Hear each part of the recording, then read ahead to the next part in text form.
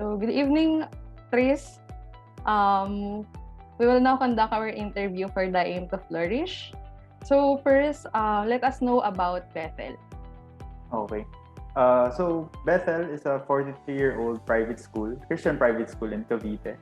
It exists to inculcate Christian values, Christian quality education sa mga students in the community, and at the same time offer affordable quality education to the community. It has two campuses here in General Trias, Cavite, one in Navarro and one in Santa Clara. As of now, we are currently offering, during the pandemic, online learning, fully online learning. Ano kaya yung parang business solutions na meron yung school nyo to solve UNSDG goals? One na we focus on would be providing decent work and economic growth. So the solution we came to think of, nakuha ko rin going into LaSalle because of our CSR program under Miss Pia rin.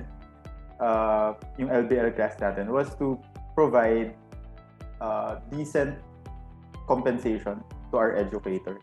It's because there's a systemic problem in the education sector, in the education industry in the Philippines. So what do I mean by that? Especially sa private setting to, no? Is that sobrang underpaid ng educators sa private sector. Yung industry would usually pay around 10,000 or less. It's shocking kasi you could read sa news rin, mas madali sa research, merong schools, private schools that would pay as low as 6 or 7,000.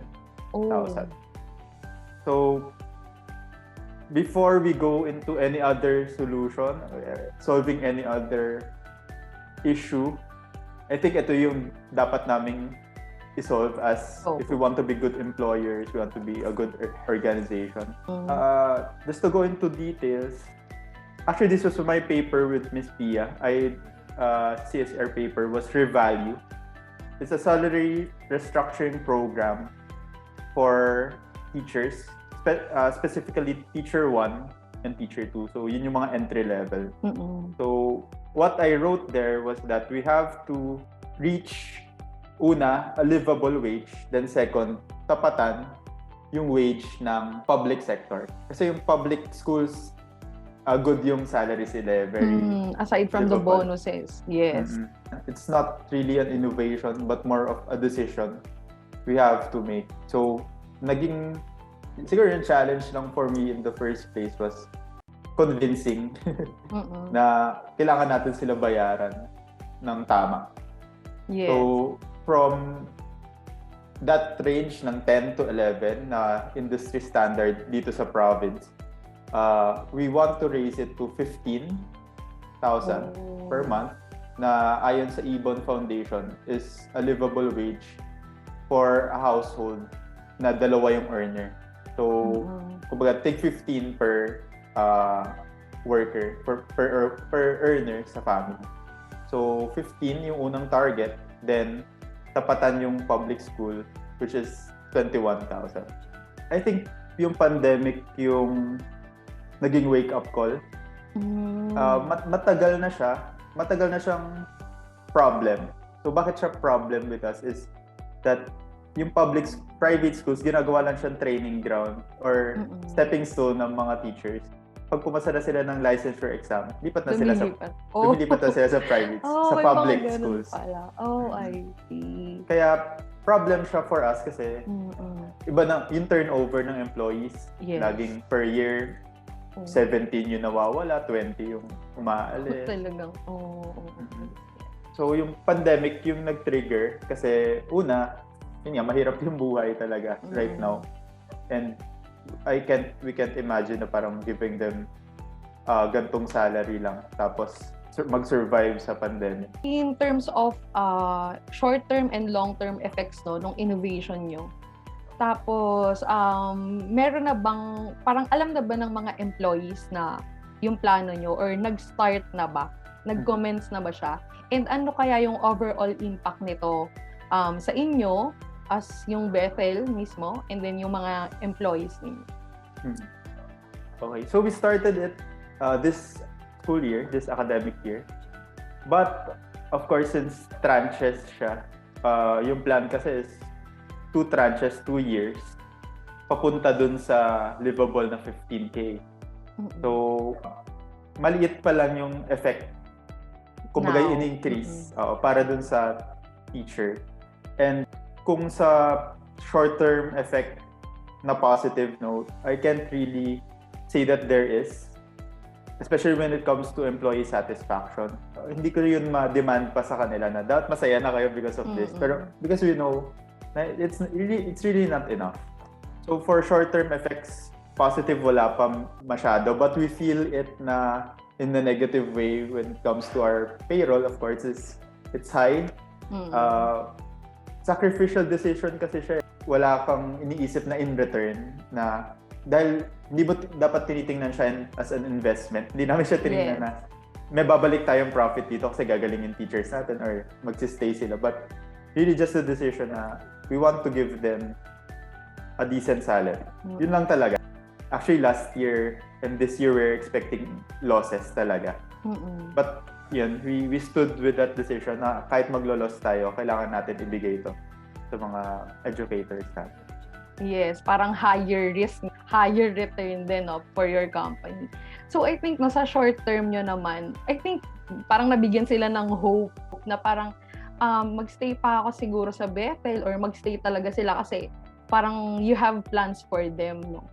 Pero sa school nyo ba, sa organization nyo ba, paano yung parang promotion?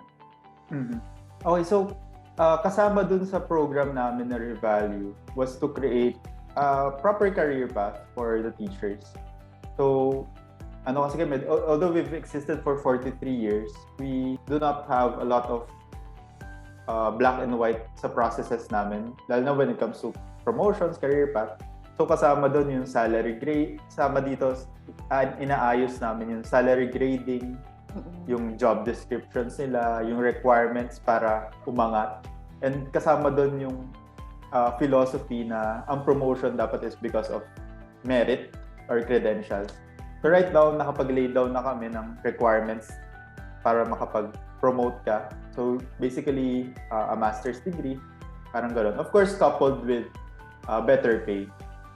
Para yung growth, makapag-provide rin kami ng path sa kanila into career growth.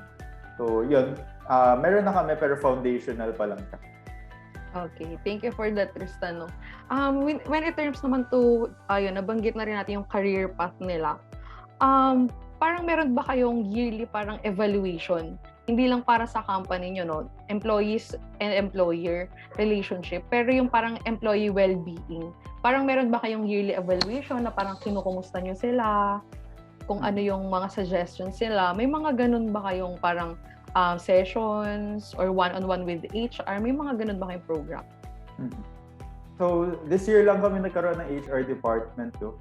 Those are in the works, but as of now, our HR is very hands-on. Kinakausap niya talaga isa-isa. Pero yung sa part ng, kumbaga, feedback pa on work, wala masyado.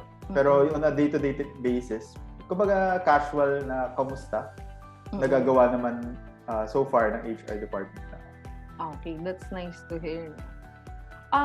Yung innovation niyo, Tristan, di ba, nagpo-provide kayo ng, yun nga, parang higher salary for a decent work and parang economic growth din. How does this innovation kaya benefit the society?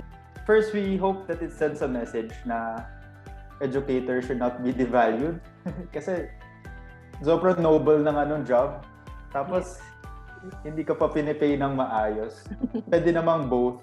Since we say na educators are important kasi they shape the future of our country, we want to send a message na they have to be valued. Siguro yun yung first. Now, we want to be different. We want to be, kumbaga, kahit na yun ang industry standards, we want to stray away from that kasi we want to send a message na dito sa Bethel, we value yung mga teachers natin. First, yun yung gusto naming maging impact sa society. Second, indirectly siguro yung quality of education when it comes to students, yung parents. Once we pay our teachers better, they stay longer, yung mastery ng tinuturo nila. So, hindi rin sila problemado sa work. Alam mo yun, pag wala na yung issue of money on the table, mas masaya sila. Yes. Mas matuturuan nila ng tama yung mga bata. For my last question, Tris, parang how do you see Bethel siguro 10 years and above from now? Gusto ko lang 10 years from now, ang masasabi lang ng employees is that magandang employer si Bethel. We meet their needs, we give them benefits that they deserve and more. Yung dream rin ng parents ko and my lolo was yung mga teachers may HMO, yung mga teachers merong mga free trips outside of the country for leisure. Basta yung teachers hindi na problema when it comes to their financial needs. Yun lang yung gusto namin ma-provide talaga. And as a school, we want to be, our personal dream ko for Bethel is that we want to be a household name. Not just for the quality of education we offer, but also when it comes to providing opportunities for students who are not privileged enough.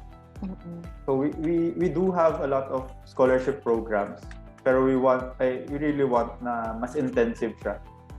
Mainly like Lasal na 20% they maintain for scholars.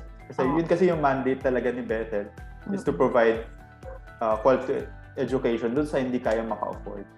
So Tris, any message for future business leaders, especially business leaders in the education industries? First, you have to be student-centered. It all boils down there. Always remember the calling of your school.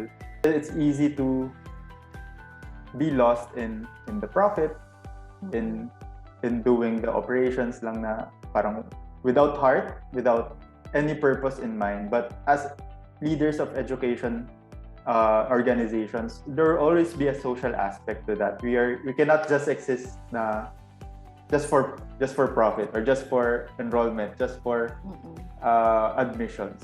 Laging kalakip ng pagiging isang eskwelahan yung responsibilidad na i-shape yung mga mind, yung mga puso ng mga bata. Kasi tayo yung nagpe-prepare sa kanila para sa future nila, sa future generations nila, and sa future ng country natin. And second, when it comes to being an employer, I hope schools would not treat their educators as machines or just employees. I hope we see them as humans who have needs, humans na people who want to grow, people who want to get recognized, people na who have skill sets na gustong maipakita. I hope schools would pay their educators decently. Kasi we cannot ask from our educators unless we take the issue of finances out of the table. Only then can we demand really na sila papasok ng inspired, papasok na gusto magturo, na gusto mag-touch ng life. I think it's about time that we give back to our educators. Yes, so, very well-deserved naman din talaga. Thank you, Tris, for your time in this interview. I see that this innovation brings hope to your employees, and having you as one of Bethel's business leaders will surely inspire and motivate them to promote the quality education, not just because, of course, of the increase in salary, but apparently because you show care and value for them. So I wish your organization all the best. Thank you, Tris. Thank you, Yvonne, for the opportunity to share this. Thank you. Bye. Bye.